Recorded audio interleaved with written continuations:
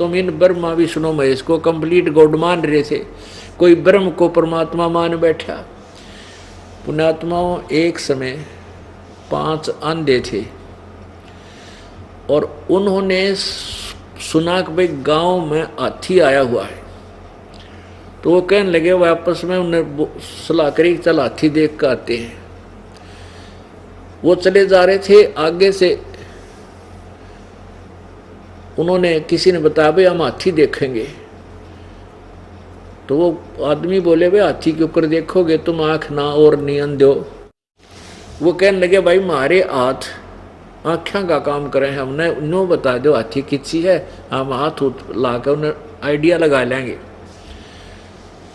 तो उस आँखों वाले आदमी ने हाथी के पास छोड़ दिए। तो हाथी के चारों तरफ घूम गए हुए 5 अंधे। एक अंधे ने तो सूंड के ऊपर का हाथ फेरा, नो ये हाथ फेर रहा है, आगे हाथ हट गया तो वहीं रुक गया। एक ने पैरों को का आइडिया लगा लिया, पैरों के ऊपर का हाथ फेर कर देख लिया कि भाई जैसा भी उसने अंदाजा लाया। और तीसरे ने कान देख लिए, काना के ऊपर हाथ फेर दिया। और चौथे ने उसकी दूम पूछड़ ठहगी, उसने हाथ फेरा ऊपर तीन देख लिया, कहीं इतना गाथी हो से। और 5वें ने उसके पेट पे हाथ फेर लिया, आगे हाथ पिछले पैर अड़ गए, उस तक अगले हाथ का अड़ गए। उसने हिसाब ला लिया हाथी ईसाई हो से। अब वो आपस में डिस्कस करते हुए आ रहे हैं रास्ते में और कहते हैं, भाई हाथी बेकमाल है, हाथी के हाथी पड़ा था।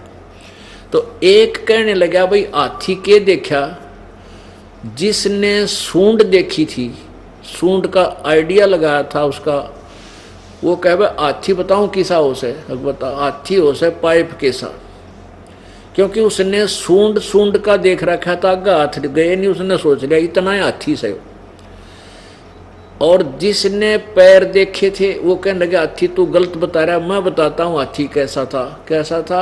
हाथी से भाई थांब कैसा, ये पिलर होते हैं ना, पिलर गोल गोल पिलर होया करते पहले अपने गांवों में, उसने थांब बोलिया करें। तीसरा जिसने वो कान देख रखे थे वो कहने लगा, भाई तुम गलत कह रहे हो, मैं बताऊं हाथी किसा, हाथी हो छाज कैसा। उसने वो कान देख रखे इतने बड़े, उनका एस्टिमेट ला रहा था हाथा तक, हाथी हो से भाई छाज कैसा। अब चौथा बोला, तुम भाई गलत कह रहे हो, हाथी हो से पटे कैसा। उसने वो दूम देख रखी थी, वो इतना पूछड़ सा, उसने नो हिसाब सा ला के देख लिया, हाथी तो भाई पटे कैसा होता है, पटे जैसा। 5वां बोला, नहीं भाई तुम गलत कह रहे हो, हाथी हो से बेटोड़े कैसा। उसने पेट पे हाथ फेर रखा था। बेटौड़ा बोले हरियाणा में उपले धरण का एक ऊंचा सा बना देते हैं, उपले यानी गोसे सटो करा कर उसमें, और उसके ऊपर का गोबर की ही प्लास्टर कर देते हैं। वो खरदरा सा होता है, अनइवन सा सरफेस होता है उसका, ऐसा ही हाथी का होता है। तो उसने जो पेट पे हाथ फेर का रहा था, वो बोला हाथी हो से बेटौड़ा कैसा। अब वो 5 लड़े, नहीं तुझे नहीं मालूम, मैं ठीक कह रहा हूँ। तो वो कह, नहीं तुझे नहीं मालूम, मैं सही कह रहा हूँ, मैं देखा है, अपने मैंने खूब अनुभव किया।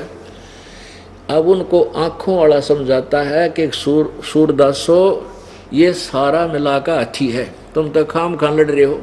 तो पुण्यात्माओं, ब्रह्मा विष्णु महेश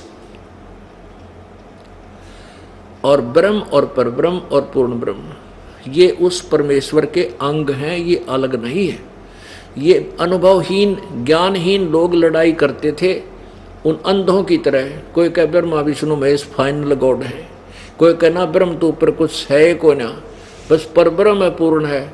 वो तो पूर्ण परमात्मा परमेश्वर कबीर जी ने हमें डिफाइन किया और सबकी सचिथि बता कर हमें तत्व ज्ञान दिया। अब हमें पता चला कि पूर्ण परमात्मा कैसा है, और उसकी वो पूर्ण परमात्मा ही से इन सबको आहार मिल रहा है। ब्रह्मा विष्णु महेश, ब्रह्म परब्रह्म और हम प्राणी रूप में। तो परमात्मा ने हमें क्या बताया? मन तो चल रे सुख के सागर, जहां शब्द सिंधु रत्नागर। सुख का सागर किसे कहते हैं?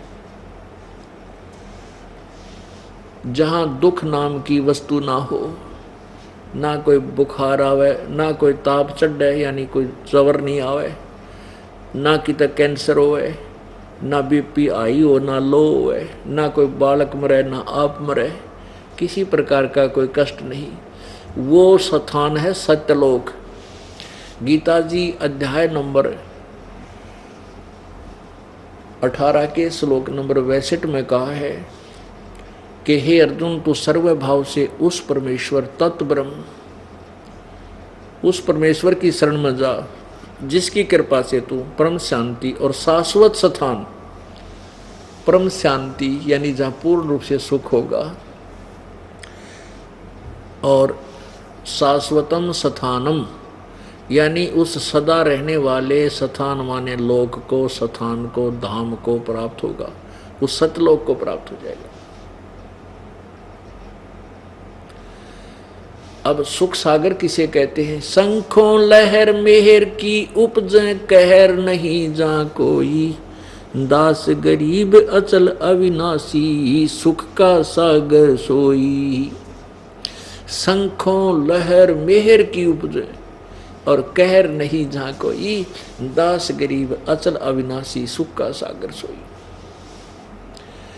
जैसे कभी हम एकांत में बैठे हों और एक आध बार कभी कभी किसी दिन ऐसी मौज होती है भगवान की, ऐसी हिलोर उठती है अंदर से, कोई भी शत्रु नजर नहीं आता, कोई भी बुरा नहीं लगता, जो शत्रु हो वो भी अपना सा लगता है।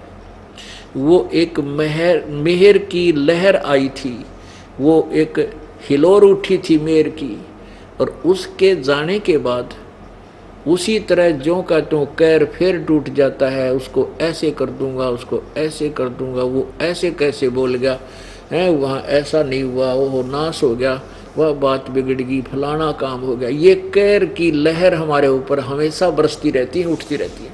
वो एक थी मेर की लहर, वो कुछ क्षणों की होती है। तो वहाँ कहते हैं सतलोक में शंखों लहर मेहर की उपजे और कहर नहीं जा कोई, कोई कष्ट नहीं, किसी प्रकार की टेंशन नहीं। दास गरीब अचल अविनाशी सुख का सागर सोई। वो सतलोक वो अचल है, अविनाशी है, कभी नष्ट होने वाला नहीं है, वो शाश्वत स्थान है। उसके लिए कह रहे हैं मन तू चल रे सुख के सागर, जा शब्द सिंधु रत्नागर। भाई कोट जन्म तन भरमत होगे, कुछ ना हाथ लग्या रे, कुकर सुकर खरबया बोरे, कौआ हंस बुगारे। कोटि जन्म तू राजा की, ना मिटी न मन की आशा, भिक्षुक हो के दर दर घूम लिया, ये मिला न निर्गुण रासा। इंद्र कुबेर ईश की पदवी, ब्रह्मा वरुण धर्म राया, विष्णुनाथ के पुर को जाके तू फिर भी उल्टा आया। असंग जन्म तन मरत्या होगे, जीवित क्यों न मरे रे, द्वादश मध्य महल मठ बोरे, बहुर न देह धरे रे। दोजिक भस्त सभी तन देखे, राजपाट के रसिया, तीन लोक से तरपत नाही, ये मन भोगी खसिया।